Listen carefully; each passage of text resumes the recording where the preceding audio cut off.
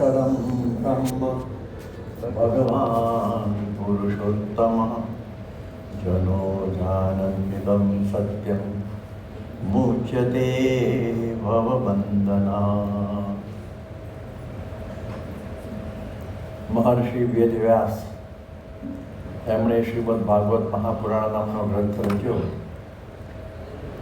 અને એમાં મુખ્ય તો ભગવાનનો આશરો કરવો એ જ એનો હેતુ છે, પરંતુ એમાં 10 વિભાગો પાડ્યા.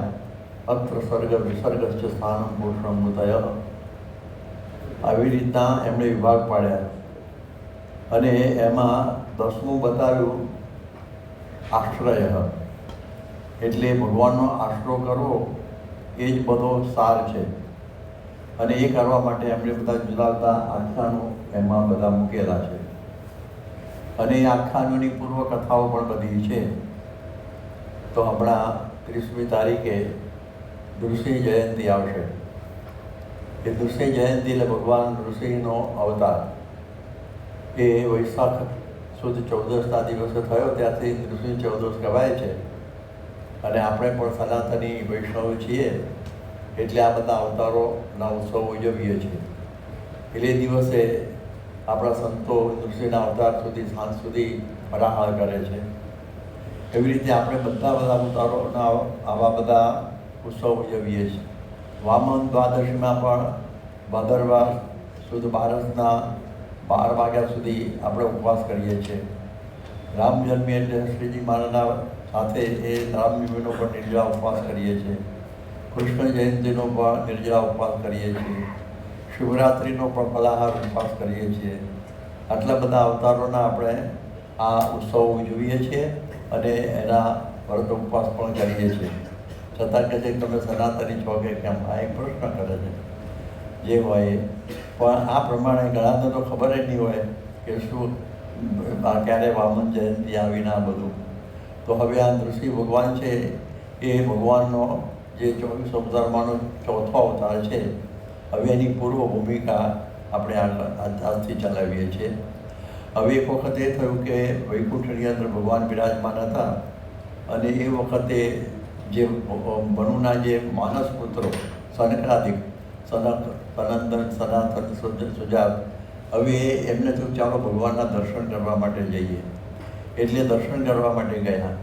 એમને પહેલાંથી જ વરદાન હતું એટલે એ બધા બાળક સ્વરૂપે નાના જ હતા અને એ પણ એટલા નાના હતા કે કપડાં પણ પહેરતા નહીં, એટલે દિગંબર જેવા હતા. એટલે એ બધા ભગવાનના દર્શન કરવા માટે ગયા. તો ત્યાં દ્વારપાળ તરીકે ત્યાં જય અને વિજય ત્યાં હતા. અને જય વિજય આ બાળકોને જોયા અને એને કંઈ બહુ મહિમા નહીં કે નાગોડિયા અહીં ક્યાં આવ્યા છો, કે ભાઈ અમે તો ભગવાનના દર્શન કરવા આવ્યા છીએ. પણ ખૂબ અપમાન કરીને ધક્કા મારી અને એમણે કાઢી મૂક્યા.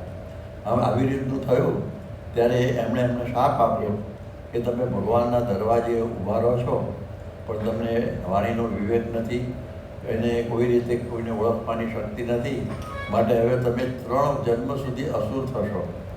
એટલે 3 જન્મ સુધી અસુર થયા. એમાં હિરણાક્ષ હિરણ્યકશિપુ એની કથા આવશે, રાવણ અને કુંભકર્ણ એની કથા આવશે અને પછી એની કથા છે, અને પછી શિશુપાલ અને દંતવક્ત્ર. એવી રીતે 3 જન્મ સુધી એમને દૈત્ય યોનિની અંદર આવવાનું થયું. આમાંથી આપણને એટલું જાણવા મળ્યું કે નાના મોટા બધાના સાથે કેવી રીતે બોલવાનો વિવેક રાખવો એ જો ન કરીએ તો આ અસુર યોનિને પામવું પડે. એટલે શ્રીજી મહારાજે વચનામૃતમાં આ બધું કહ્યું છે કે જે વૃત્તિ યોગ્ય હોય એને એવી રીતે એની સાથે બોલાવવી. શિક્ષાપત્રીમાં પણ કહ્યું છે અને એની સાથેનો એ પ્રકારનો વ્યવહાર કરવો. પણ બધાને એક સરખું લેવું નહીં, કે બધા એક જ સરખું ન કરવું અને બોલવામાં એવા વિચારમાં રહેવું. આજે જય વિજયને આપણે સમજીએ કે એ સ્વયંસેવકોએ સમજવાનું. જેમ આપણે ત્યાં બધા સ્વયંસેવકો કાર્યકરો હોય છે. હવે જો બોલવાનો વિવેક ના રાખે તો દરવાજે આવેલો હોય ને એ પણ પાછો વળી જાય. ભગવાનના દર્શન કરવા આવ્યો હોય, લગભગ બપોરના 12 વાગ્યા હોય અને એ વખતે કોઈક બહારથી આવ્યો હોય અને કંઈક એ કહે છે કે અમારે ભગવાનના દર્શન કરવા છે, 12 વાગ્યા છે, અહીં અમારા થશે એ કે 12 વાગે આવે છે, જમવા આવ્યા છો? એમ બોલે પેલો, 12 વાગે આવ્યા છો, જમવા માટે આવ્યા છો? અને એવું બોલી જાય એટલે પેલાને એકદમ ખોટું લાગે કે ભાઈ અમે બધા જમવા નથી આવતા, ભગવાનના દર્શન માટે આવીએ છીએ. એટલે ત્યાંથી પાછો વળી જાય. એટલે બોલવાના અવિવેકની અંદર ભગવાનના દરવાજે આવેલા પાછા જાય અને આપણે બોલાય નહીં, પણ જય વિજય જો સાપ પણ લાગી જવાનું, અરે સંતાદિકનો સાપ લાગી ગયો અમને, એવું કંઈક આપણને ભગવાનનો ખુરાજી પણ થઈ જાય. એટલા માટે વાણી વિવેક છે એ બહુ જ જરૂરી છે. અને બધાનું છે સન્માન કરવું, નાના મોટા બધાનું. આપણે બધાને ખબર છે પ્રભુ સ્વામીના યોગમાં, મહંત સ્વામીના યોગમાં બધા આવેલા છો કે નાના બાળકોનું પણ બહુ જ સન્માન કરે, એટલું બધું એમના માટે પ્રેમ રાખે. આ બધા જે નાના બાળકો એમના દર્શન આવતા હોય, કોઈક તો એમના માથા ઉપર હાથ પણ મૂકી દે. નાનો બાળક એને ખબર ના હોય તો આપણે આ જે આપણા ડૉક્ટર વિશ્વભાઈ નાયકનો છોકરો, એને સ્વામીના માથા ઉપર હાથ મૂકી દીધેલો. પછી થોડો મોટો થયો, બોલતો ચાલતો, પછી ફરી આવ્યો, હજી નાદાન જ હતો. એટલે કોઈ તારા માથા ઉપર હાથ મૂકવો છે? એ કે કહો તો મૂકું, તો કે મૂકે, તો મૂક્યો એને પાછો. એટલે સ્વામી પાછો નીચે થઈ અને આવી રીતે કરે. એટલે બધાનું સન્માન, નાના બાળકોનો પણ ચરણ સ્પર્શ કરે. આ મહેશ છે એના છોકરાનો પણ સ્વામી કરે છે ને, ચરણ સ્પર્શ કરેલો જ્યાં બેઠો છે આપણો મહેશ. એટલે આપણને ખ્યાલ આવે કે દરેકને સ્વામી માન આપે. આ જય વિજય એ વિવેક ભૂલી ગયા. એટલા માટે આપણે થોડું આ સમજવાનું છે કે આપણે ભગવાન પાસેના સાથે રહેતા હોઈએ, આવા સંતોની સાથે રહેતા હોઈએ, પણ જો વિવેક ચૂકી જઈએ તો આપણને ઘણી બધી મુશ્કેલીઓ ઊભી થાય. યોગી બાપા સાથે તો બોલવાનો કેવો વિવેક!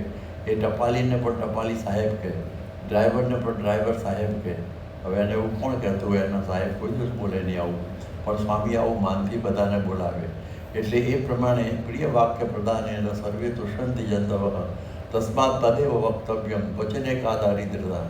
વચનનો આપણે બરોબર વિચાર કરવો અને એમાંથી પછી મુશ્કેલીઓ ઊભી થાય.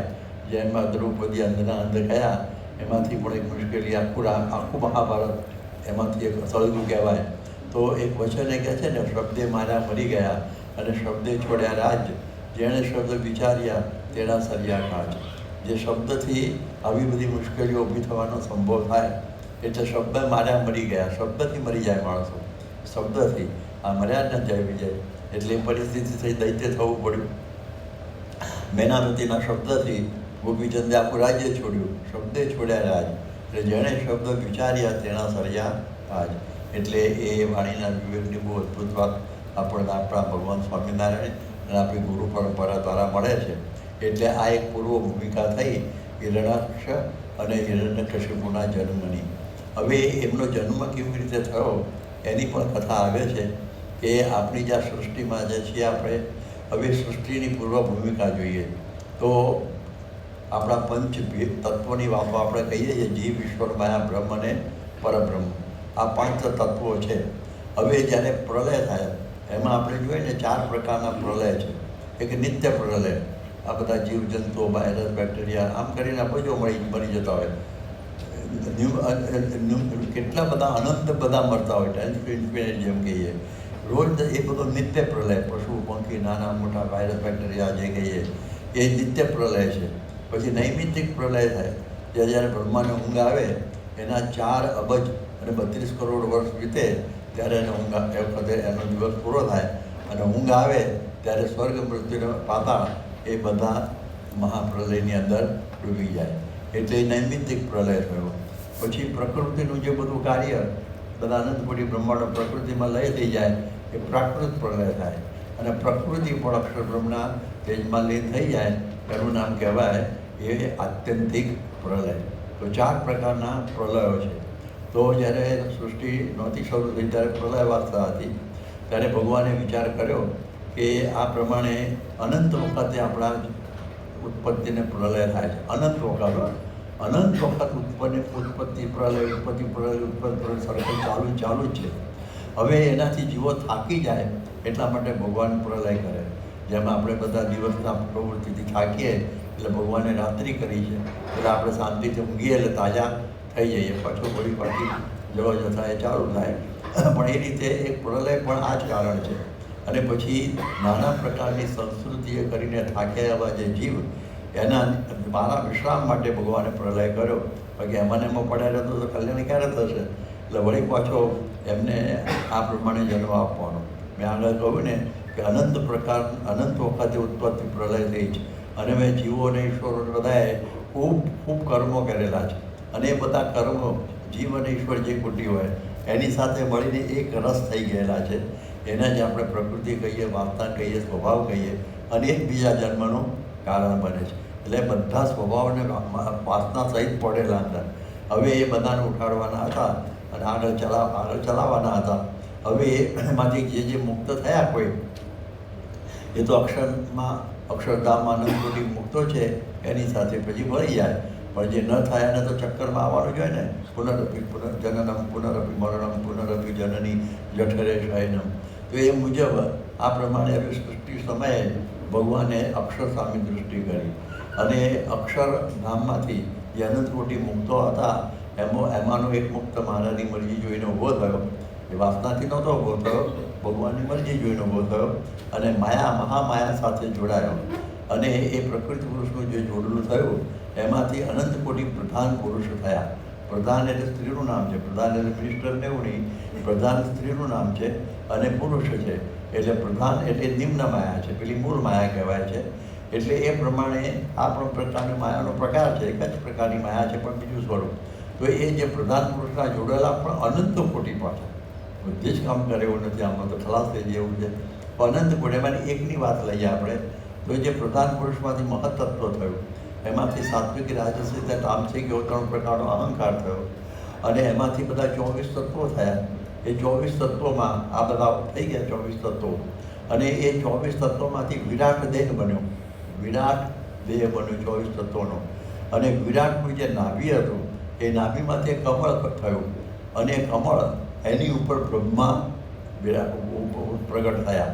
હવે બ્રહ્માએ જોયું કે હું ક્યાંથી પ્રગટ થઈ ગયો. તો જોયું કે કમળમાં પોલાળ હતું કે લાવને હવે જોવા તો ખરું ક્યાંથી હું આવ્યો. તે અંદર ચાલવા માંડ્યા. હવે એની અડધી આવરદા સુધી ચાલ્યા અને ઠેઠ કમળના અંતને પામ્યા નહીં. મૂંઝવણ થયા, બધો સફોકેશન જેવું થઈ ગયું કમળથી. એટલે તરત જ પાછા બેસી ગયા ઉપર, કારણ કે હતો એનો પાર આવે એવો નહીં ને ભગવાનની લીલાનો. અને પછી ચારે બાજુ એને જોયું કે હવે ભગવાનની ઈચ્છા છે કે સૃષ્ટિ કરવાની. એટલે એમણે બ્રહ્મને મરીચ્યાદિક ઋષિની ઉત્પત્તિ કરી. મરીચ્યાદિક ઋષિ, એ મરીચ્યાદિ જે ઋષિ થયા એમાંથી કશ્યપ નામના ઋષિ એની ઉત્પત્તિ થઈ. હવે એ કશ્યપને છે ને 2 પત્ની હતી. એકનું નામ હતું અદિતિ અને બીજુંનું નામ હતું દિતિ. અદિતિથી જે છોકરા થયા એ આદિત્ય એટલે બધા દેવો થયા અને દિતિનાથી જે થયા એ બધા દૈત્યો થયા. એટલે એ પ્રકારની પરિસ્થિતિ ઊભી થઈ ગઈ. હવે આ પ્રમાણે એક વખત એવો પ્રસંગ થઈ ગયો કે કશ્યપ ઋષિ સંધ્યાવંદન કરવા માટે તૈયાર થયા સાંજનો સમય. અને એ વખતે દિતિને કામ વાસના બહુ ઉદય થઈ અને એને સમયનો વિવેક ના રહ્યો અને ઋષિને પરાણે એને આ પ્રમાણે આ કર્મમાં જોડ્યા. ઋષિએ ના પાડી કે આમાંથી આવા સમયે થાય, પ્રજા સારી નહીં થાય. એમાંથી આ હિરણ્યકશિપુ જન્મ થયા, હિરણાક્ષ થયા. એ હિરણાક્ષ છે એ ભાદરવા વધી ત્રીજના દિવસે એનો જન્મ થયો અને આ હિરણ્યકશિપુનો વૈશાખ સુધી 14ના દિવસે પછી થયો મોટો હિરણાક્ષ. હવે હિરણાક્ષ મહાભયંકર અસુર હતો અને આસુરી વૃત્તિનો હતો. મૂળ તો જય વિજય તો યાદ રાખજો. એ પણ એના આ શાપે કરીને આ પરિસ્થિતિ થયેલી અને એ વખતે જે પૃથ્વીનું ટીપણું વાળી દીધું અને લઈ ગયો પાણી જળમાં. કારણ કે જળ પહેલાં ઉત્પન્ન થયેલું, જળ સૌથી પહેલાં ઉત્પન્ન થયેલું. એ વેદો કહે છે અપાય સસર જાદવ તાસુ વીર્યમ અપાસૃજત. પહેલું જળની ઉત્પન્ન કરી અને એમાં પછી આ બધી પ્રજા ઊભી થઈ. એટલે એ પ્રમાણે એ જળની અંદર લઈ ગયો. હવે જળમાં પૃથ્વી જતી રહી તો પૃથ્વી ઉપર મનુષ્યો ઉત્પન્ન કરવા, એને મુક્તિ માટે એમને જન્મ આપવાના, બધા ભગવાનના અવતાર થવા, ભગવાનના સંત બધા થવા, કઈ જગ્યાએ બધા થાય. આ બધું મુશ્કેલી ઊભી થઈ જાય ને, આવો પ્રસંગ ઊભો થઈ ગયો. એટલે આપણને લાગે કે દૈત્યમાં કેટલું ઐશ્વર્ય કહેવાય કે આખી પૃથ્વીને ટીપું વાળી લઈ ગયો. એટલે અને આમ આપણે જોઈએ કે શ્રી કૃષ્ણ ભગવાનને ટચલી આંગળીથી આખો ગોવર્ધન ઊંચો કર્યો તો બધા આપણને બહુ ચમત્કાર લાગે કે ગોવર્ધન ગિરી આપણે ઊભો કર્યો. તો ચમત્કાર એ કરીને જો ભગવાન પણ માનતા હોઈએ તો કૃષ્ણ ભગવાન કરતા અથવા હિરણાક્ષ બળીઓ થયો કહેવાય ને, એવા કેટલાય ગોવર્ધન અંદર આવી ગયા છે અને એનું ટીપું વાળીને લઈ ગયો. એટલે ભગવાન સ્વામિનારાયણે કહ્યું કે ઐશ્વર્ય અને ચમત્કાર ચાલે, ચમત્કારે કરીને ભગવાન પણ ગોઠવવું નહીં. ભગવાન એટલે ભગવાન જ, બસ એટલું સમજવાનું. બીજી બધી એમની લીલાઓ સમજવાની અને એનું ગાન કરવાનું. ગોવર્ધન લીલા પણ આપણે ગાવાની, બીજું ગાવાનું, પણ આ પ્રમાણે એમાં મનુષ્ય ભાવ લાવવો નહીં. એટલે આ અસુર આ બધું લઈ ગયો. એટલે ભગવાનને થયું કે હવે મારે પૃથ્વીને ઉપર તો લાવવી જ પડશે. એટલે પૃથ્વીને શોધવા માટે પૃથ્વીમાં વારાહનું સ્વરૂપ લેવું પડે. સૂંઘીને શોધવાનું હોય ને, એટલે પહેલો આ જે અવતાર થયો મેં કહ્યું ને, ત્રીજો અવતાર છે. જે ભગવાનના જે 24 અવતાર કહેવાય છે, દશાવતાર કે જે આગળ ઉપર, એમાં ભાદરવા ત્રીજના દિવસે એ વરાહ ભગવાન પ્રગટ થયા. અને વરાહ ભગવાન પ્રગટ થયા અને પછી એ સૂંઘીને એ પૃથ્વી શોધી કાઢી. પહેલાં તો નાના અંગૂઠા જેવા હતા, નાકમાંથી ભગવાનના નીકળ્યા, પછી મોટું સ્વરૂપ થયું. અને પછી એ વરાહ ભગવાન પૃથ્વીને શોધતા આવી પૃથ્વી જળી ગઈ. અને પછી પાછા મહાજળ હતું ને, એમાં મહાજળ, અને આજની તારીખે આપણે જોઈએ ને કે લગભગ 74% પૃથ્વી ઉપર જળ છે. પૃથ્વી તો છાણાની જેમ તરે જવા સાચી છે. આજની તારીખે બધા જે સમુદ્રો છે ને, આજની ભાષામાં પેસિફિક છે, એટલાન્ટિક છે, ઇન્ડિયન ઓશન છે, એ બધા બહુ ઊંડા અને બહુ વિશાળ છે. હવે એમાં આપણી બીજા બધા નાના મોટા એ ઓશન કહેવાય, બીજા બધા સી કહેવાય, સાગર ને મહાસાગર એમ. અને એમાં આ પ્રમાણે એ ઉપર લઈ આવ્યા પૃથ્વીને. એ પૃથ્વીને ઉપર લાવ્યા એના આમ ચલાવીને. એના આપણે દર્શન કરીએ છીએ એમના ફોટાઓમાં. એટલે પૃથ્વી ઉપર આવી ગઈ. અને પછી એ વખતે એમાં પૃથ્વી નીચે આવી ગઈને પહેલાં હિરણાક્ષનો નાશ કર્યો. કારણ કે આ લઈ જનાર હિરણાક્ષ હતો ને, એટલે વળી આવું તોફાન ફરી ના કરે, એટલે એને પકડી મારવાનો હતો.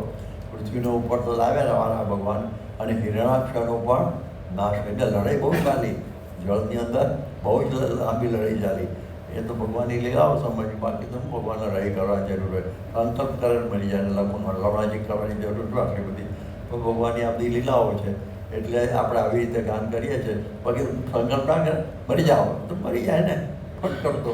પણ આ પ્રમાણે લાવડું ચલાવ્યું અને બહાર લાવ્યા પૃથ્વીને.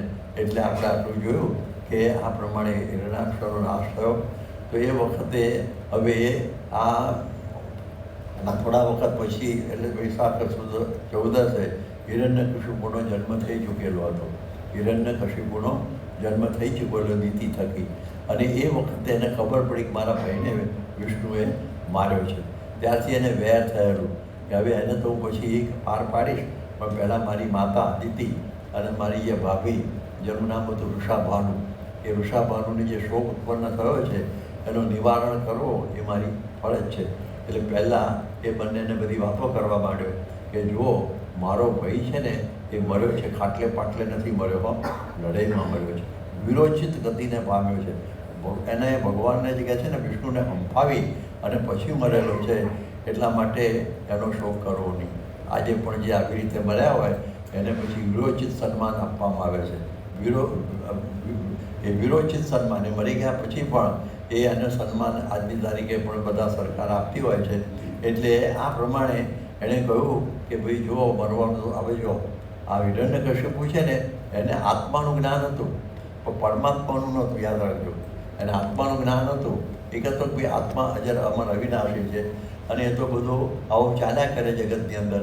જેમ પાણીની પરબ હોય એમાં બધા પાણી પીવા બધા ભેગા થયા હોય અને પછી બધા જુદા પડી જાય. ભાગવતમાં કથા આવે છે, બહુ વખત ભાગવતની કથા કરતા ને એમાં આ બધી વાતો આવે. એટલે કહે છે કે એ પાણીની પરબ ઉપર બધા ભેગા થાય પછી છૂટા પડી જાય. એટલે જેટલા ગુણાનુબંધ હોય એટલું આ સાથે રહેવાય છે. માટે તમે એના માટે બહુ શોક કરતા નહીં. બધી ખૂબ જ્ઞાનની વાતો એની ભાભીને એની માને એને કરી, એમનો શોક નિવારણ કરવા માટે ખૂબ વાતો કરી. આત્મા અજર અમર અવિનાશ એવી બધી વાતો કરી. એટલે આટલું આમાંથી થોડું સમજાય કે કેવળ આત્માનું જ્ઞાન હોય ને એ તો અસુરોને પણ હોય છે. આજે છે ને હિરણ્યકશિપુને હતું જ આત્માનું જ્ઞાન, પણ પરમાત્માનું જ્ઞાન ના હોય તો બધું અધૂરું કહેવાય.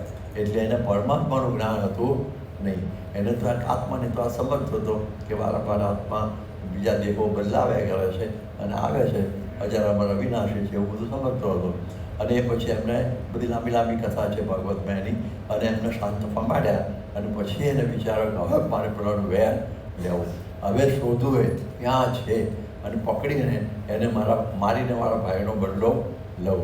હવે એ ભગવાને જોયું કે આ તો મને ગમે ત્યાંથી શોધીને યુદ્ધ કરશે જ, અને હમણાં જે લાંબી થશે એટલે મારે ક્યાં છુપાવવું. હવે એને છુપાવવાનો કંઈ વિચાર કર્યો કે બધી જગ્યાએ જોશે. તો બહુ નવીની એક વાત બની એમાં ભાગવતમાં આવે છે કે હિરણ્યકશ્યપુના હૃદયમાં છુપાઈ ગયા. એ ક્યાં છુપાઈ ગયા? એના હૃદયમાં છુપાઈ ગયા. એટલે એ બધે શોધતો હતો પણ પોતાના હૃદયમાં જોતો નહોતો. એટલે બધા જે ભગવાનને શોધવા માટે આ પ્રમાણે તપાસ કરે છે, પણ ભગવાન અહીં પણ બિરાજમાન છે. પેલી આપણી આધ્યાત્મિક વાત તો પછી હું કરું, પણ આપણા હૃદયમાં પણ જેમ જીવાત્મા બિરાજમાન છે, અક્ષર બ્રહ્મ પણ બિરાજમાન છે ચેતન તરીકે, અને ત્રીજા ભગવાન પણ બિરાજમાન છે. આ ચેતનમાં બીજા બે ચેતન છે, ખ્યાલ આવ્યો? આપણો દેહની અંદર જીવ, જીવની અંદર અક્ષર બ્રહ્મ, અને એની અંદર પરબ્રહ્મ. એવી રીતે ત્રણ ચેતનવાળો આ દેહ છે. એટલે એમાં એ છુપાઈ ગયા. એટલે આપણને આ જ હોય છે કે માણસ બધે શોધે છે પણ પોતાનું જોતો નથી. એટલા માટે મહારાજ કહ્યું ને કે ગલામાં ગેલો નીચમાં નીચે, અને કહ્યું છે ને એ આવું કહ્યું કે બધે જુએ, જોનારો બધું જુએ છે પણ પોતાનું સ્વરૂપ જોતો નથી. જો પોતાનું સ્વરૂપ જુએ તો આત્માની અંદર રહેલા પરમાત્મા પણ એને દેખાય ખરા. પણ આ અસુર હતો એટલે એણે ત્યાં જોવાનું રાખ્યું નહીં, એટલે ભગવાન સેફ થઈ ગયા. હવે આપણે કોઈ ચિંતા નહીં.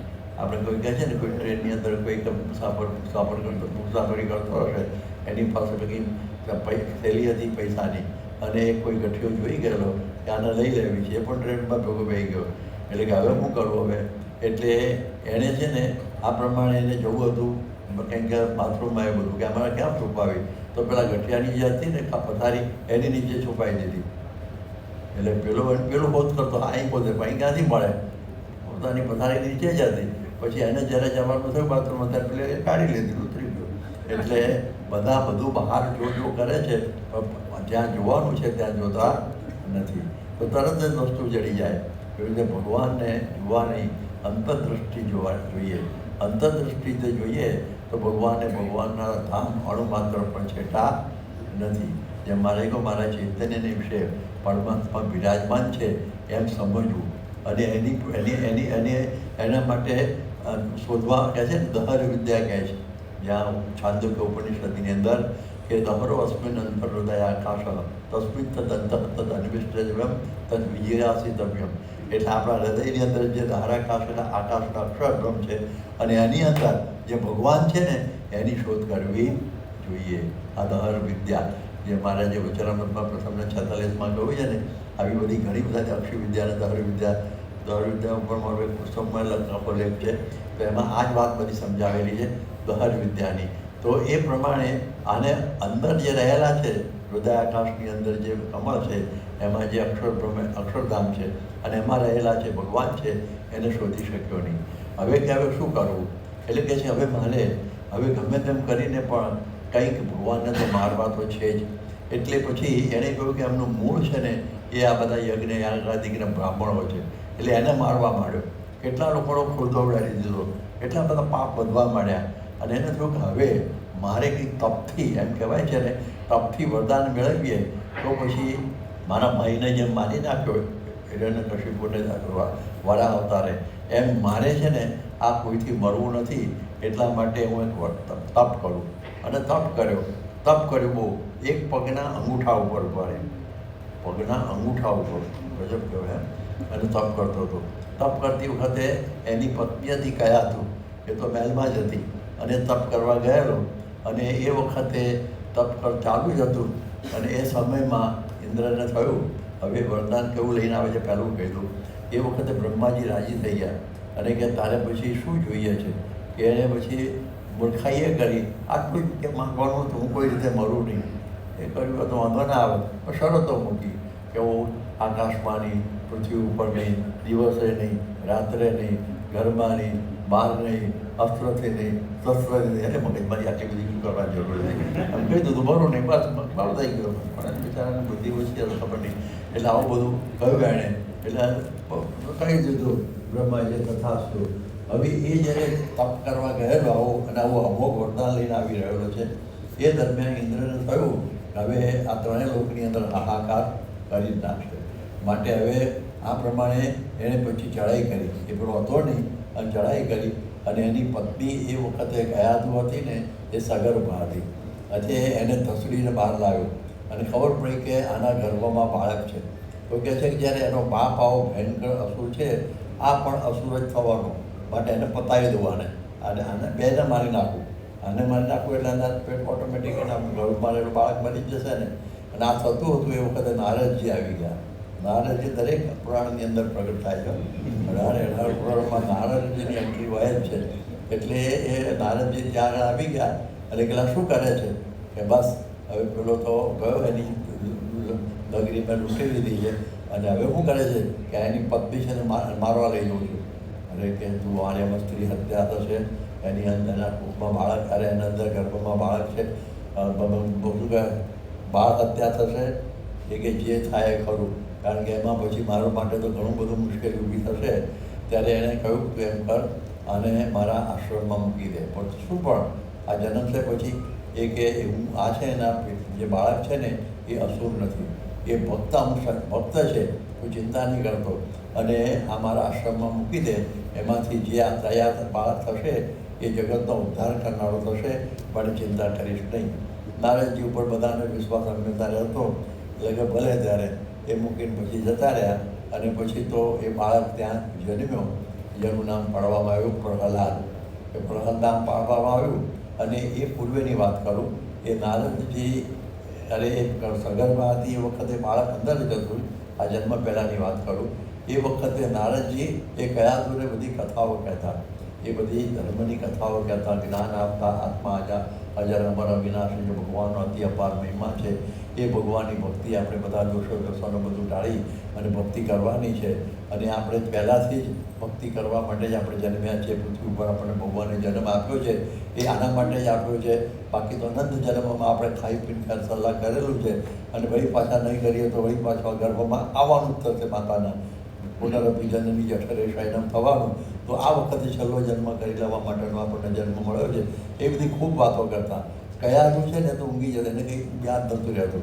એ તો બોલે આપણે ડોલા ખાધી હશે, પણ અંદર રહેલો જે બાળક છે ને એ બધી વાત સાંભળતો. અંદર રહેલો જે પ્રહલાદ અંદર જ હતો, અને એ બધી વાતો બધી સારી રીતે સાંભળતો હતો. અને પછી એને એ સંસ્કાર ગર્ભમાંથી મળેલા. કેવા મળેલા? ગર્ભની અંદરથી સંસ્કાર પ્રાપ્ત થયેલા. એટલે આપણે આજે જોઈએ છે ને કે આપણા ત્યાં પણ હવે આ વાત હવે સત્ય થવા માંડી. વિદેશમાં પણ લોકો સ્વીકારતા થયા છે કે બાળકને ગર્ભમાં માતા હોય એ જો સારી રીતે વર્તન રાખે, સારા પુસ્તકોનું વાંચન કરે, જે દેવ મંદિરના દર્શન કરે, દાન પુણ્ય કરે, અને બધું જીવન પવિત્ર રાખે, શુદ્ધ રાખે, ભક્તિમય જીવને 8-9 મહિના જેવા એમાં વિતાવે, તો એ બાળક એમાંથી સારામાં સારું થાય. પણ પછી એ બધી નવલકથા વાંચતી હોય, બેકાર ફિલ્મ જોતી હોય, બધા રંગરાગ કરતી હોય, આગી પાછી થતી હોય, અને પછી કેવા તેવા બધા ચંચળામાં દિવસો પસાર કરતી હોય, ખાણી પીણી બધું, તો એ બાળક પછી એવું જ થાય, એનામાં બરકત આવે નહીં. એટલે બાળકો પેટમાં હોય ત્યાંથી એને સારા બધા આ બધા ગ્રંથોનું શ્રવણ માતા કરે તો પછી એને બધું ગ્રહણ થાય. એટલે એ પ્રમાણે આ હમણાં અમેરિકામાં, હું આ તો વાત કરતો હતો 50 વર્ષ પહેલાં કથા કરતો ત્યાંની વાત કરું છું, લિસન બેબી નામનું એક યંત્ર બનાવ્યું. $400 એ વખત મળતું હતું, $400. લિસન બેબી એટલે લિસન બેબી એટલે બાળક તું સાંભળે. એટલે એ માતા પોતાના ઉદર ઉપર એને ફિટ કરી દે, એમ ગોઠવી દે એવી રીતે, અને પછી વાગ્યા કરે. એની અંદર સારી વસ્તુઓ બધી સુંદરમાં સુંદર બાળકોના ઉપદેશોની, શું કરવા આપણા જન્મવાનું છે, શું કરવાનું છે, શું કરી જન્મીને જીવનમાં કેવું કરવાનું છે, એ બધું અંદર મૂકેલું હોય. તો એમાંથી સારા બાળકો થાય એવું વૈજ્ઞાનિક રૂપ થયેલું છે લિસન બેબી નામનું. એટલે એ તો આપણા ત્યાં તો પહેલાંથી છે, આપણા ત્યાં નવું નથી, આપણા ત્યાં પહેલાંથી જ આ વાત અંદર લખેલી છે. એટલે એ પ્રમાણે આ જે કયાધુ પેલી બહુ સાંભળે ન સાંભળે, પણ બાળકે બધું સાંભળી લીધું અને જન્મ એનો થયો. હિરણ્યકશિપુ બહુ પ્રસન્ન થયો, તપથી પાછો આવ્યો, અને પછી ઇન્દ્ર પ્રદાન કર્યું તો બધું લઈ લીધું, કારણ કે હવે તો અમોઘ વરદાન પ્રાપ્ત થઈ ગયેલું. એટલે ધમધમાટ બધાને હેરાન પરેશાન કરવાનું એને શરૂ કરી દીધું. અને પોતાનો બાળક જન્મ્યો એને બહુ સંતોષ થયેલો કે મારો બાળક જન્મેલો છે, બહુ સારું થયું અને બહુ ખુશ થયું કે હું આવી જઈ આવ્યો એવો તપ કરીને ફળ રૂપે સારો બાળક આવી ગયો, રમાડવા માંડ્યો, બધું કરવા માંડ્યો.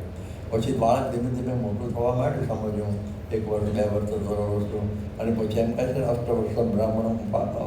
આપણે તો બધા બાળકો બ્રાહ્મણ એટલે બધી વર્ણ સમજી લેવાની કે એને પછી ગુરુ આજે ભણાવવા મૂકવો જોઈએ. કારણ કે એમને પછી ભણાવો નહીં તો પશુ જેવો થઈ જાય ને. કંઈક પછી કહે છે ને વિદ્યા વગરના પશુ પેઢી સમાના. જ્યારે વિદ્યા ના કહેવાય એ બધા ભરતુરે કહ્યું કે બધા પશુ જેવા કહેવાય. એટલે એ દૃષ્ટિથી એને ભણાવવો તો જોઈએ. હવે એના ગુરુ હતા શુક્રાચાર્ય. એ અસુરોના ગુરુ શુક્રાચાર્ય, એની પાસે સંજીવની વિદ્યા હતી મરેલાને બેઠા કરવાની. એટલે એ ગુરુ હતા. હવે એના 2 છોકરાઓ હતા. એકનું નામ ષંડ હતું અને બીજાનું નામ હતું અમર્ક. એટલે ષંડ અને અમર્ક એ શુક્રાચાર્યના 2 છોકરાઓ હતા. એને કહ્યું ભાઈ મારા છોકરાઓને હવે તમે આ બધું અભ્યાસ કરાવો. અમારા છોકરાઓ છે એને તમે અભ્યાસ કરાવો અને આપણું આસુરી વિદ્યા ભણાવવાની કે ભગવાન છે ને એ પહેલો પાઠ ભણાવવાનો. શું ભગવાન જેવું કશું છે નહીં, અને હોય તો આપણે એને ઉડાડી જ નાખવાના છે, કલ્પના છે એવું સમજાવવાનું. એટલે પહેલાં ભગવાન આપણે એમાં માનવું જ નહીં. નાસ્તિકના પાઠ પહેલાં ભણાવો. ભગવાનના નથી એવી પ્રકારના નીતિની નિયમ સદાચાર એની કોઈ જરૂર નથી. એ ડ્રિંક એન્ડ બી મેરી, ખાઈ પીને આપણે ખુશ રહેવું, આનંદ પ્રમોદ કરવો, બસ આવી પ્રકારનું એને બધું ભણાવો. બીજું બધું ઘણો ભણાવજો. અક્ષરજ્ઞાન છે એને આ પ્રકારની બધી વિદ્યા, અપરા વિદ્યા કહેવાય છે ને, યંત્ર વિદ્યા તંત્ર વિદ્યા બધું ભણાવો. ભગવાનની વિદ્યા એને આપતા નહીં, કારણ કે એ કંઈ છે જ નહીં. એવી રીતે આ ક્લાસીસ બધા ચાલવા માંડ્યા. અને પ્રહલાદ એમાંથી કેવું ભણ્યો અને કેવી રીતે આ પ્રહલાદ એના સાથીદાર એના સહ વિદ્યાર્થીઓને કેવી રીતે એ રિસેસમાં બધું ભણાવતો, એની બીજી બધી વાતો આપણે આવતીકાલે આગળ ચલાવીશું. સ્વામિનારાયણ ભગવાન.